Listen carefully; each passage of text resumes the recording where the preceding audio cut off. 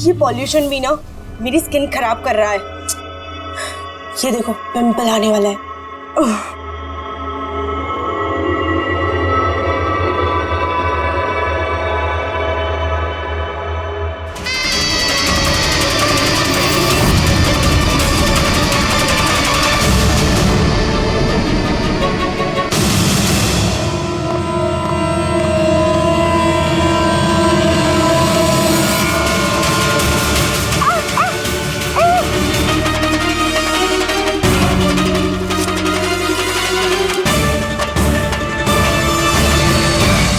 सबसे पहले तो हम आपका धन्यवाद करना चाहेंगे कि आप हमारी इस डॉक्यूमेंट्री में हिस्सा बनने के लिए राजी हो गए। सर, जैसा कि आप जानते हैं कि हम इस डॉक्यूमेंट्री के जरिए सीरियल किलर्स की साइकोलॉजी यानी कि उनके मनोविज्ञान को बेहतर तरीके से जानने की कोशिश कर रहे हैं। तो सर, आप इसके बारे में क्या कहना चाहेंगे? देखिए, सीरियल किलर एक खास किस्म का मुजरिम होता है, एक खतरनाक किस्म का मुजरिम। जैसे जो आम खूनी होते हैं उनके पास कोई मोटिव होता है, कोई वजह होती है खून करने के लिए, लेकिन सीरियल किलर नहीं, उसके पास कोई वजह नहीं होती, बस सिर्फ शौक पूरा करने के लिए या फिर मजे के लिए वो खून करते जाते हैं। उन्हें अक्सर लोगों पर या परिस्थितियों पर काबू रखने का जुनून होता है। फिर वो अपनी सीरियल किलिंग जानवरों पर भी ट्राई करते हैं, बाद में इंसानों पर। अच्छा, ये नहीं बता सकते कि वो किस या किन किन लोगों को अपना शिकार बनाएंगे। हो सकता है वो कोई लड़का हो या लड़की भी, कोई बूढ़ा हो या जवान भी, लेकिन एक बात है कि उनका जो पैटर्न होता है किलिंग का, वो 2, 3, 4 खून करने के बाद ही पता चलता है, और तभी हम धीरे धीरे उनका पीछा कर सकते हैं, तब तक नहीं। कई बार तो ये लोग महीनों तक अपने शिकार पर नजर रखे रहते हैं, और जैसे मौका मिलता है तो टूट पड़ते हैं, मार डालते हैं। ये लाइट कैसे चली गई?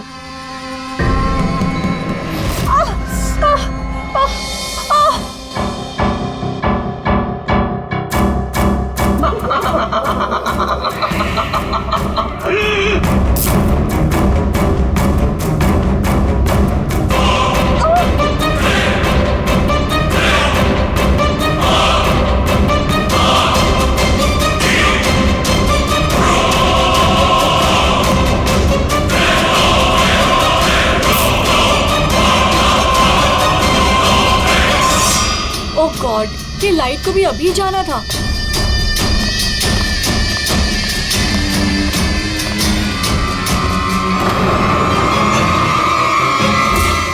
कौन है?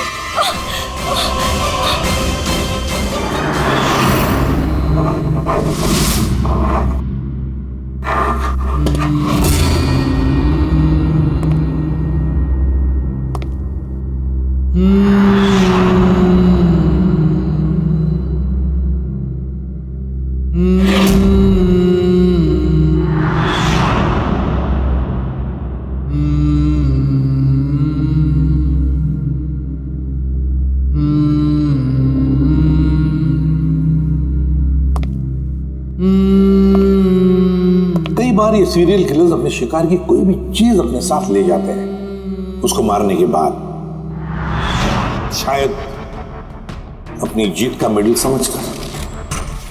और फिर कुछ भी हो सकता है, किसी लड़की का झुमका हो या फिर अंगूठी हो किसी की, या फिर नाखून भी, यहां तक कि बाल भी ले जाते हैं, बाल भी।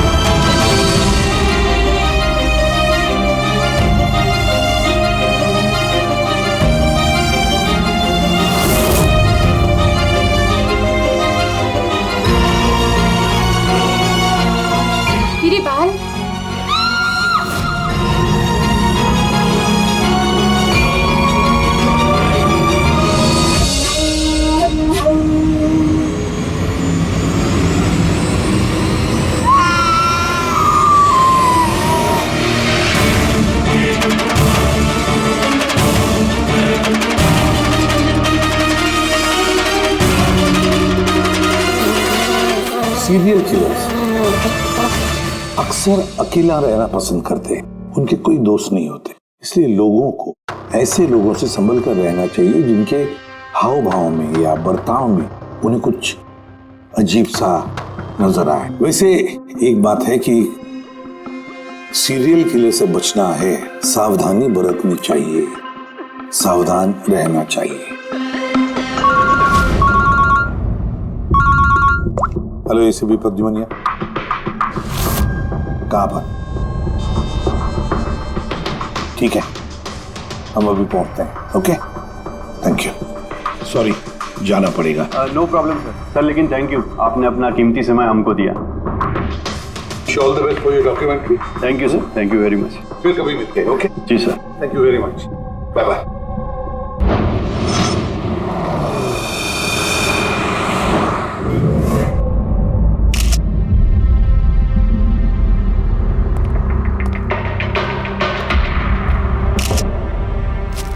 ले जा।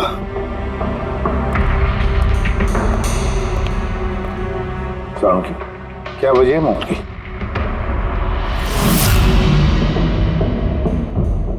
बस मौत की वजह अभी कुछ समझ में नहीं आ रही। लैब में ले जा करके देखता हूँ। और डॉक्टर साहब ये निशान? हाँ दया, ये जो कुर्सी से बांधा गया है इसे, ये रस्सियों से, उन्हीं के निशान है। बस मैं चलता हूँ, लैब में चेक करता हूँ। सर दिया ने ये पेंडेंट पहन रखा था। कोई खास पेंडेंट है क्या ये? सर इस पेंडेंट में एक जीपीएस बेस्ड सेफ्टी अलार्म है। अगर पेंडेंट पहनने वाला किसी मुसीबत में है तो इस पेंडेंट को 2 बार प्रेस करने से पेंडेंट पहनने वाले के फोन की इमरजेंसी लिस्ट में जो भी कॉन्टैक्ट्स है उन्हें एक SOS मैसेज जाता है कि ये इंसान खतरे में है। अच्छा, तो दिया ने कल रात ये पेंडेंट 2 बार दबाया था? हाँ सर। कितने बजे? सर 12:30 बजे। और इसका वो SOS वाला मैसेज वो किसको गया? सर उन 2 लड़कों को।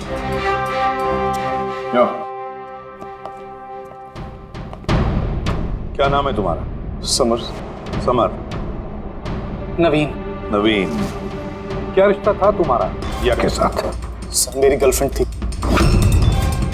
सर मेरी कॉलेज की दोस्त। जब दिया ने SOS मैसेज भेजा तुम दोनों को, तब तुमने कुछ किया क्यों नहीं? हा? सर इसी बात का मुझे अफसोस है कि मैंने फोन साइलेंट पे क्यों रखा। अगर मैंने फोन साइलेंट पे नहीं रखा होता तो सर आज दिया जिंदा होती। फोन साइलेंट पे था। और तुम्हारा नवीन, तुम्हारा भी फोन साइलेंट मोड पे था? नहीं सर मैं सो गया था पर पता ही नहीं चला मेरे फ़ोन की बैटरी कब डेड हो गई। और सर इलाके की घटनाएं देखकर मैंने उसे ये पेंडेंट ला के दिया था सर, लेकिन क्या फ़ायदा जबकि पेंडेंट उसके काम ही नहीं आया। उन घटनाओं के बारे में बोल रहे हो जो बाल कटे गए लड़कियों के? जी सर। हाँ सर, ऐसी घटनाएं बहुत हुई हैं यहाँ पे। ये दिया जैसे और भी बहुत लड़कियों के बाल काटे लेकिन कभी किसी की हत्या नहीं की सर। और लोग तो ये भी कह रहे थे कि वो आत्मा का चक्कर है। क्या कहा तुमने? भूत या आत्मा? मैं नहीं बोल रहा था सर, लोग कह रहे थे। सर इस इलाके की सारी लड़कियां डर के साए में जी रही हैं। सूरज डूबने से पहले खुद को घर में कैद कर लेती हैं। कुछ लड़कियों ने तो खुद ब खुद अपने बाल कटवा लिए और कई तो पंडितों और बाबाओं के पास जाने लगी। उन्हें लगता है बाबा के आशीर्वाद से उन्हें इस अनहोनी शक्ति से छुटकारा मिलेगा। ये किसी अनहोनी शक्ति का काम ही नहीं है, ये किसी इंसान का काम है, किसी इंसान का। सर इंस्पेक्टर सुशील इस केस में देख रेख कर। हाँ सुशील जी बताइए। सर कुछ समझ नहीं रहा। इसने कई लड़कियों के बाल काटे पर मारा सिर्फ एक ही को है। सिर्फ एक ही लड़की को मारा? क्या मतलब है आपका? और भी लड़कियों को मारना चाहिए था? लानत है हम पर, हमारे होते हुए एक मासूम की जान चली जाती है। जल्दी से पकड़ना होगा इससे पहले कि और किसी मासूम की जान चली जाए, समझे आप? सर सारे डिटेल चाहिए मुझे अभी की अभी चाहिए। सर आप रेडी? ये रही इस बाल काटने वाले केस की सारी फाइलें। अभी भिजवाइए इंस्पेक्टर सुशील ने। कितनी फाइलें भिजवाई? 8। अभिजीत, फाइलों को अच्छी तरह से स्टडी करो, चेक करो, देखो और फिर एक एक लड़की के साथ बात करके भी देखो। पूछो उनको क्या हुआ था उनके साथ। इस दिया के बाद में और किसी भी लड़की की जान नहीं जानी चाहिए।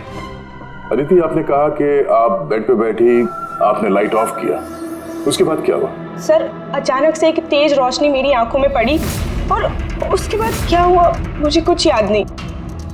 मुझे बस वो ब्राइट लाइट याद है और उसके आगे कुछ भी नहीं। चित्रा, फिर उसके बाद क्या हुआ? कमरे की लाइट जाने के बाद मेरी आंखों में तेज रोशनी पड़ी और उसके कारण मैं कुछ देख ही नहीं पाई। मेरी आंखें बिल्कुल चौंधी आ गई थी।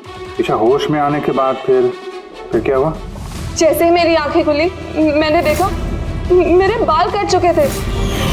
मैं चिल्लाई और मैंने फिर पुलिस को कॉल किया। हाँ सर, मैंने भी एक बहुत चमकीली सी रोशनी देखी थी। जैसा न्यूज़ में दिखाया सभी लड़कियों के साथ हुआ है, ठीक वैसा ही मेरे साथ हुआ। उस भूत ने मेरे बाल सारे काट दिए। भूत नहीं, मुजरिम। ये आपके हाथ में क्या है? सर मेरे बाल। आपके बाल? वो मुजरिम आपके बाल काट के अपने साथ लेकर नहीं गए? नहीं तो।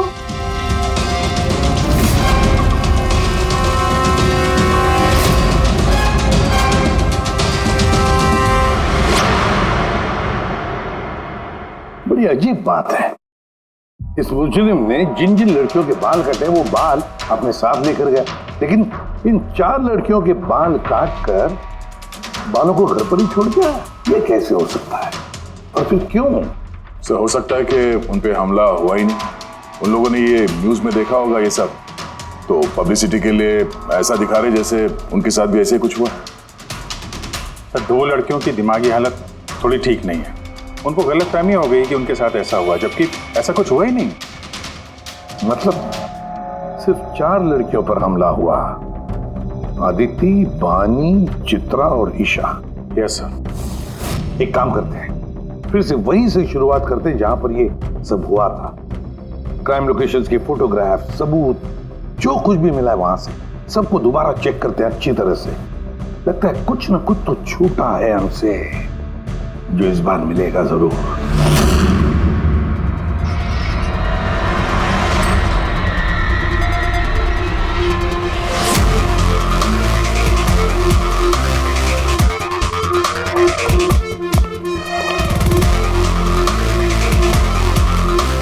अदिति, बानी,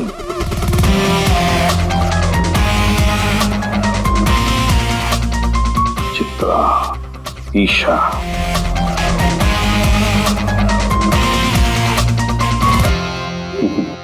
मिल गया सर। हाँ सर, ये ईशा के घर पे जो मोमबत्ती थी, इस पे से ये फिंगरप्रिंट मिला है। खूनी का हो सकता है सर। अगर ये फिंगरप्रिंट उस मुजरिम की है तो उसने बहुत बड़ी गलती की है। अभिजीत, हमारे क्रिमिनल डेटाबेस में चेक करो, देखो तो कोई पुराना पापी है क्या।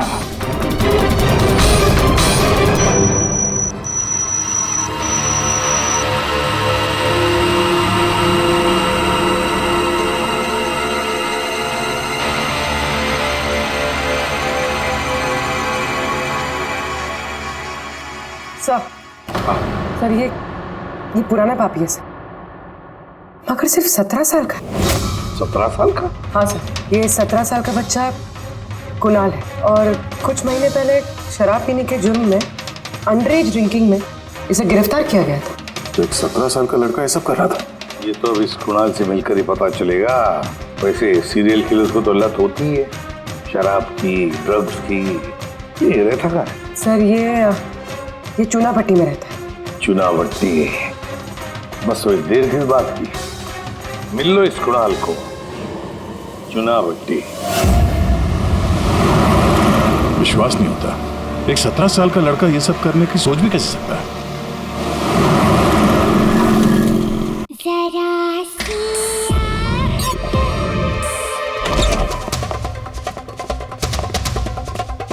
कुणाल जी, आप कौन? सीआईडी। सीआईडी? शर्म नहीं आती? लिखाई पढ़ाई की उम्र में ये सब कर रहा है? हाँ? क्या सर? कौन है कुणाल? अरे सर आप? ईशा, तुम यहाँ क्या कर रही हो? सर ये मेरी मासी का घर है, मगर आप यहाँ? कुणाल से मिलने आए थे। कुणाल ये मेरा कजिन है सर। कजन? तूने अपने कजन के बाल काटे? सर मैंने तो सिर्फ ईशा दीदी के साथ मजाक किया बस। सर मैंने वो बाल काटने वाले मुजरिम के बारे में न्यूज़ पे सुना था सर, तो मैंने सोचा क्यों नहीं मजाक ईशा दीदी के साथ किया जाए। उन्होंने चिल्ला के सारा घर सर पे उठा लिया और पुलिस को फोन कर दिया सर। मैं डर गया था सर, इसीलिए मैंने वो बाल फेंक दी और चुपचाप घर से निकल गया। तूने इतना गंदा मजाक किया मेरे साथ? नहीं सॉरी, इसके लिए मैं तुझे कभी भी माफ नहीं करूंगी, कभी भी नहीं। सॉरी सर मैंने सिर्फ ईशा दीदी के साथ ही मजाक किया था, बाकी किसी लड़की के बाल मैंने नहीं काटे सर। तो तुम्हारी बात का यकीन कैसे कर ले?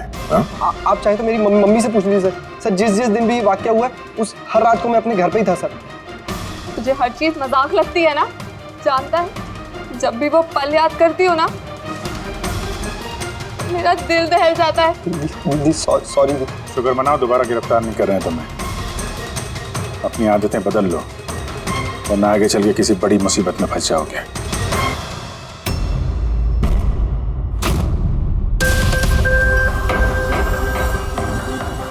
सारे सीरियल किलर्स या सीरियल अटैकर्स अपने विक्टिम को एक पैटर्न पे चुनते हैं।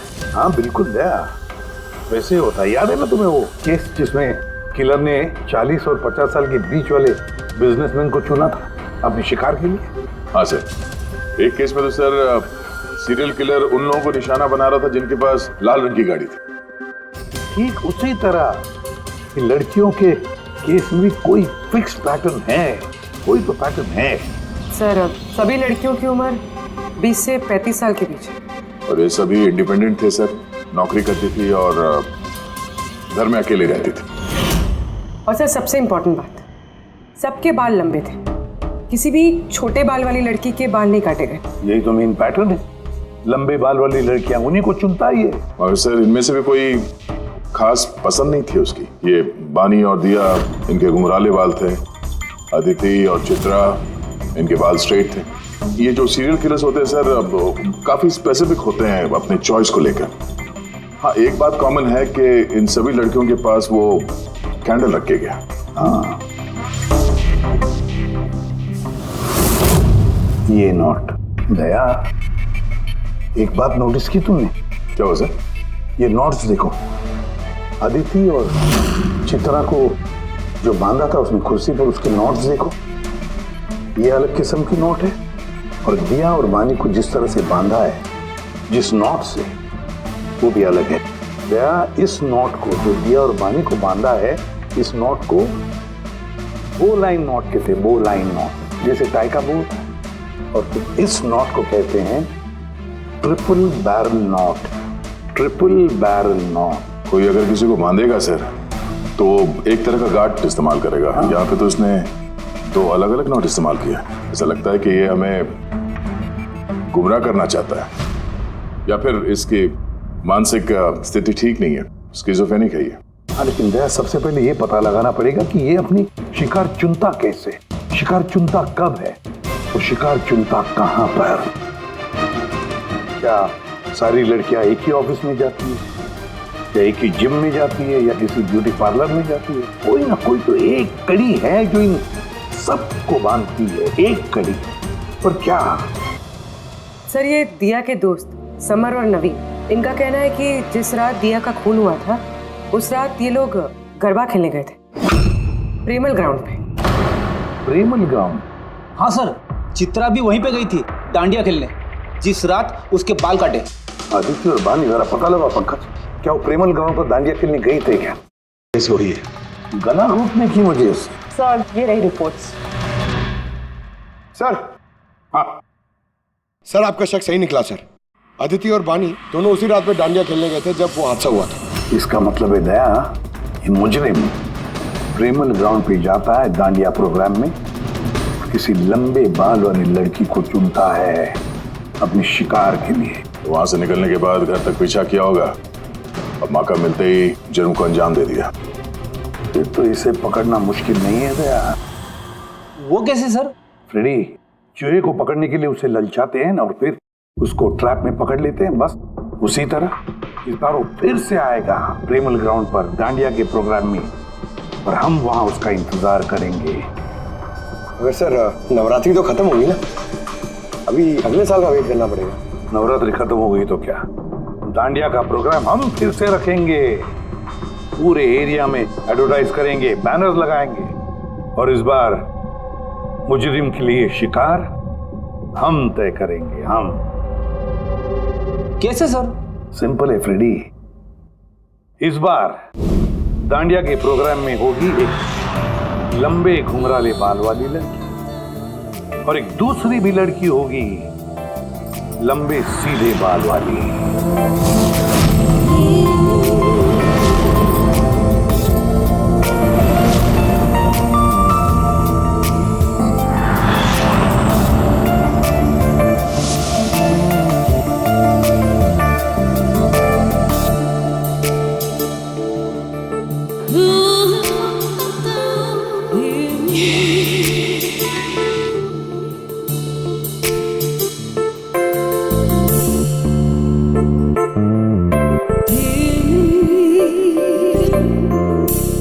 अब ये नकली बालों के एक्सटेंशन मेरे असली बाल लग रहे हैं।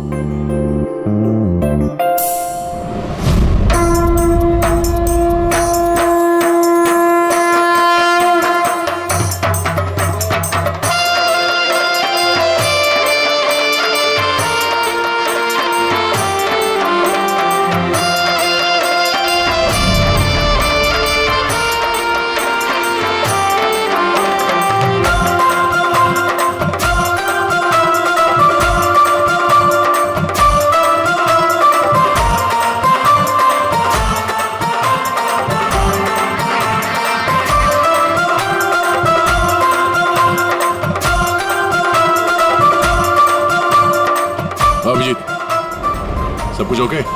हाँ दया। Okay fine.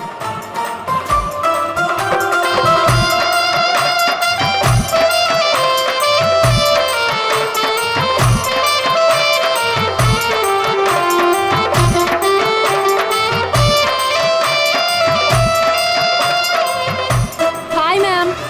हाय, वाह आप तो बहुत सुंदर हो। आपका मेकअप बहुत अच्छा है, स्पेशली आपके कर्ली हेयर बहुत अच्छे लग रहे हैं। Thank you, you welcome.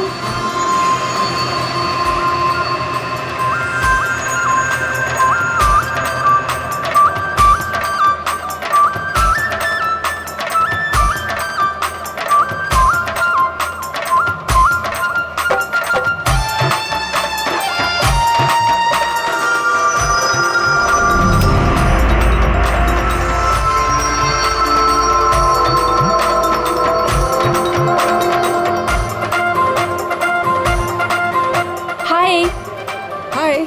आपकी ड्रेस बहुत अच्छी है। Thank you.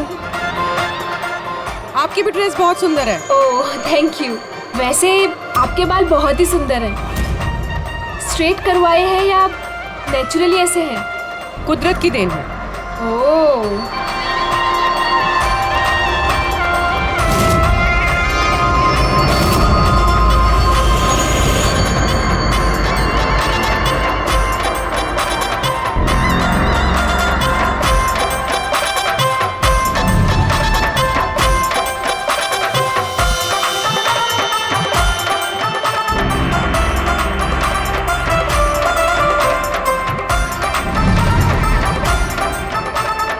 सुनो, मेरे बाजू में एक लड़का डांस कर रहा है, वो कुछ गड़बड़ लग रहा है।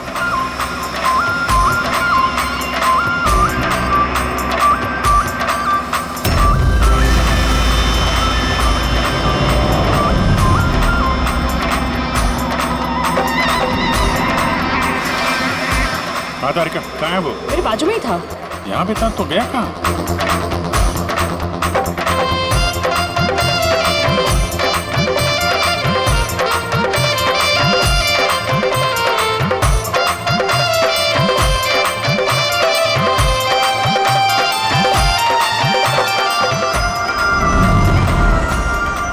पूर्वी, सर। तुम चलो, मैं तुम्हारे पीछे ही हूँ, डोंट वरी। ओके।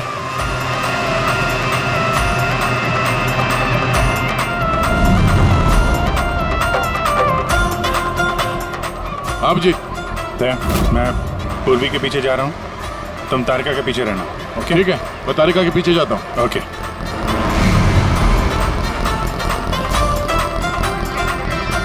तारिका, हाँ घबराओ नहीं, मैं हूँ तुम्हारे पीछे। इत्मीनान से जाओ। ओके।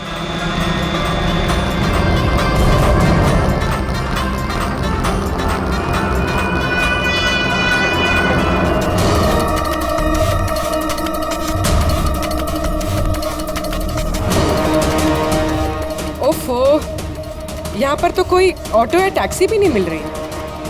लगता है घर पैदल ही जाना पड़ेगा।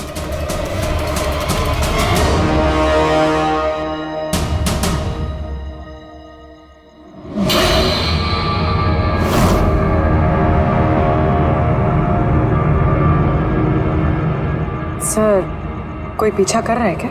नहीं, अभी तक तो कोई दिखा नहीं। तुम आगे बढ़ो, देखते हैं, शायद कोई इंतजार कर रहा हो।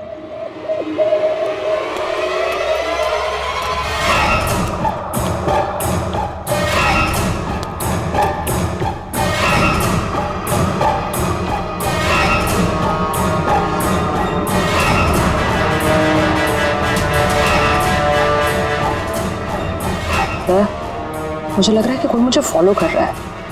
कोई है क्या? नहीं तारिका, ऑल क्लियर। ओके।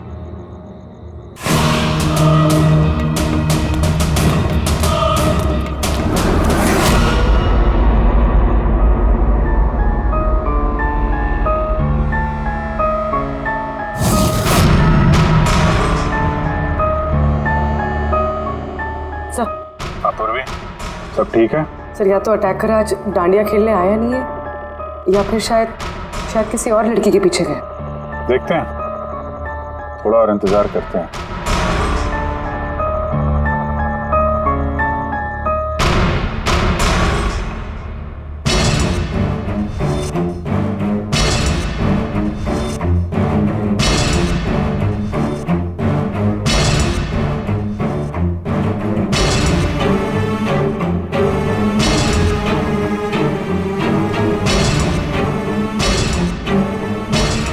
तारिका, सब ठीक है? तारिका, आदे, क्या चक्कर है? लगता है तारिका पे अटैक हुआ है। तारिका पे अटैक हुआ है पूर्वी, मैं वहां जा रहा हूँ। सर, मैं अभी पहुंचती हूँ।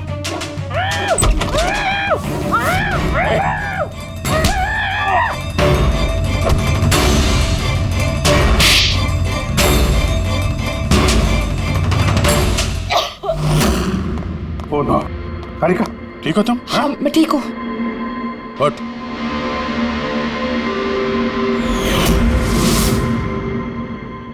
अरे, ये तो भाई है वो गरबा वाला।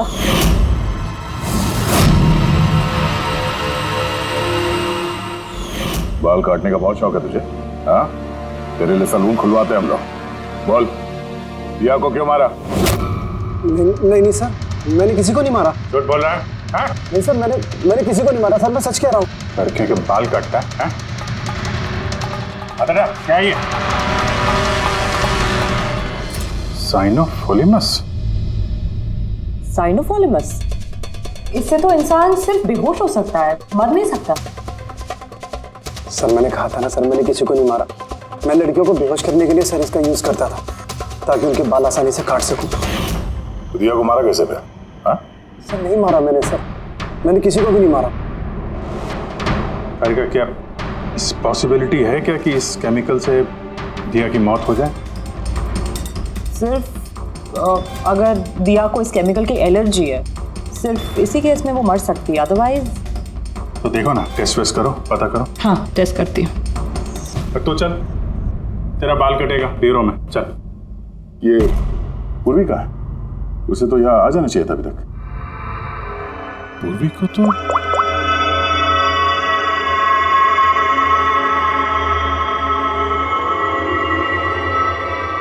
फोन नहीं उठा रही है। पूर्वी, लैंडलाइन ट्राई करो।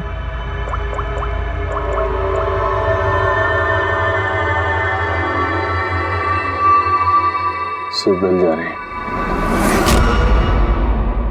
पूर्वी,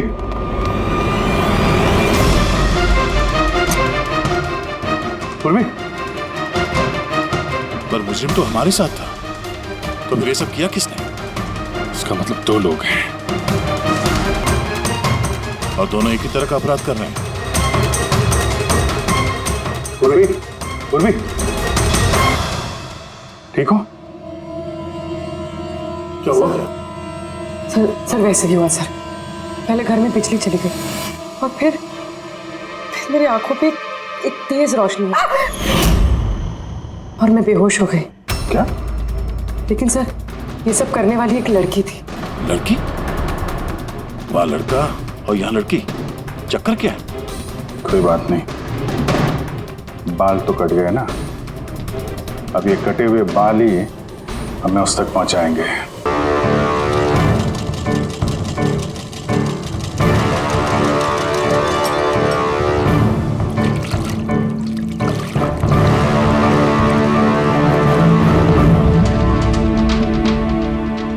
देखिए सुमन जी, आप कुछ ज्यादा डिमांड कर रही हैं। देखिए गगन जी, आपने जो काम दिया है ना वो कोई आसान नहीं है, बहुत ही खतरा है उसमें, तो आपको हमारे पैसे बढ़ाने होंगे। ठीक है, मुझ पे भरोसा रखो, मैं बाद में बढ़ा दूंगा। बाद में नहीं, अभी बढ़ाइए।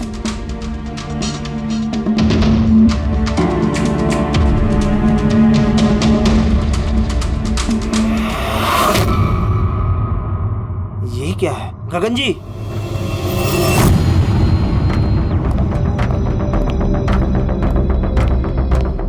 ये देखो, इन बालों में काफी अजीब तरह की जू है।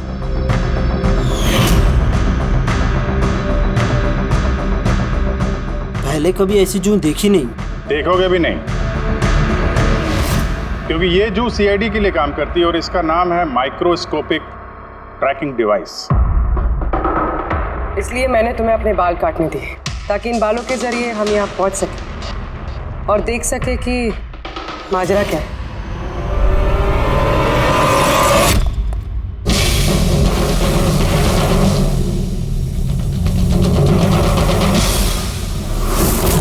सर मेरी कोई गलती नहीं है, मुझे गगन जी से पैसे मिले थे ये सब करने के लिए।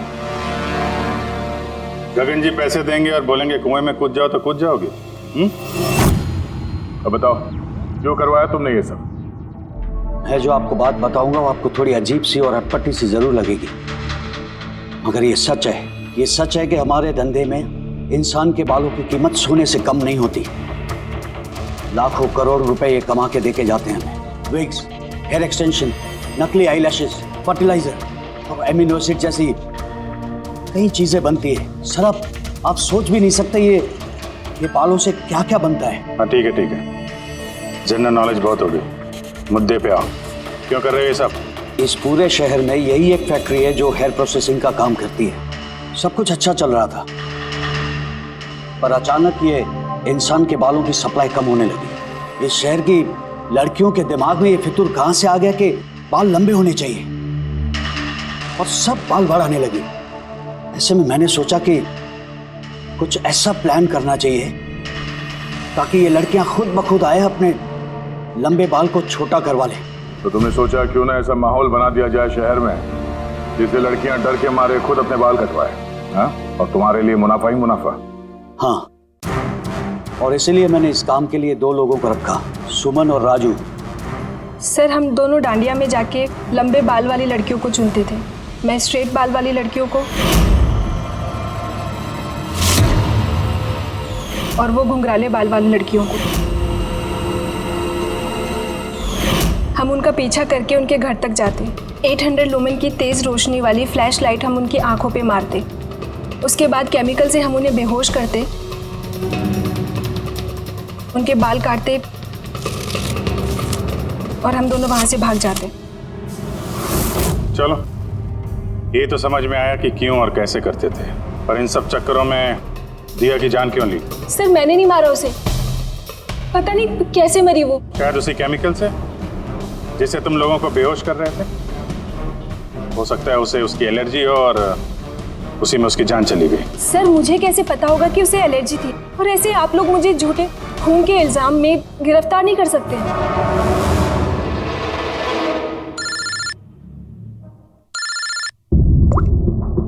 आचार्य साहब। हाँ जी, वो मैंने दिया की बॉडी पर टेस्ट किए थे, फिर उसे तो ज़िलोफॉलेमस नाम के केमिकल से कोई एलर्जी नहीं थी। अभिजीत, दिया की मौत हुई है दम घुटने की वजह से। एक और बात अभिजीत, मुझे दिया के फेफड़ों में एक फाइबर का टुकड़ा मिला है, किसी कपड़े के फाइबर का। इसका मतलब साफ है किसी ने किसी कपड़े से, हो सकता है किसी तकिए से उसका मुंह दबाया होगा, जिसकी वजह से उसका दम घुट गया और उसकी मौत हो गई। मतलब दिया के बाल काटने के बाद और हमारे वहां पहुंचने से पहले कोई और भी तो था दिया के घर में, जिसने दिया का मुंह तकिए से दबा दिया और उसकी जान ले ली। मतलब खूनी का इस बालों वाले केस से कोई लेना देना नहीं?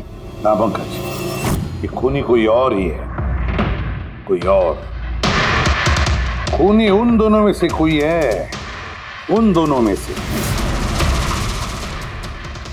जिन्हें दिया ने एसओएस मैसेज भेजा था। समर, तुम्हारा मोबाइल फोन साइलेंट मोड पे था, इसलिए दिया का एसओएस मैसेज तुम देख नहीं सके, है ना? जी सर। और नवीन, तुम्हारी फोन की बैटरी चली गई थी, राइट? Right sir. झूठ। सर हम लोग झूठ क्यों बोलेंगे सर? तो क्या मोबाइल कंपनी वाले झूठ बोल रहे हैं? हाँ? ये उनकी रिपोर्ट है, इसके रिकॉर्ड से साफ पता चलता है कि तुम दोनों अपने अपने घरों में नहीं थे। सर मैं अपने घर पे ही था सर। फिर झूठ बोल रहे हो तुम राधिका के घर में थे। राधिका राधिका सर मैं किसी राधिका नहीं। वही राधिका, तुम्हारी दूसरी गर्लफ्रेंड, जिसके लिए तुम दिया से ब्रेकअप करना चाहते थे। ओहो, हमें कैसे पता चला? वो ऐसे, इस डायरी की वजह से, दिया की पर्सनल डायरी, पहचाना? इसमें उसने अपनी आप बीती लिख दी है। बहुत प्यार करती थी ना तुमसे। उतना ही प्यार जितना ये नवीन करता था दिया से। क्या नवीन तुम दिया से प्यार करते थे? हाँ, इतना प्यार कैसे चिंता रहती थी दिया की सुरक्षा की, और इसीलिए इसने उसके लिए वो पेंडेंट ला कर दिया। और एसओएस मैसेज मिलने के बाद ये तुरंत उसके घर पे पहुंचा था। तो नवीन, उस रात घर में क्या हुआ ये तुम बताओगे या फिर हम लोग बताएं? सर उस रात दिया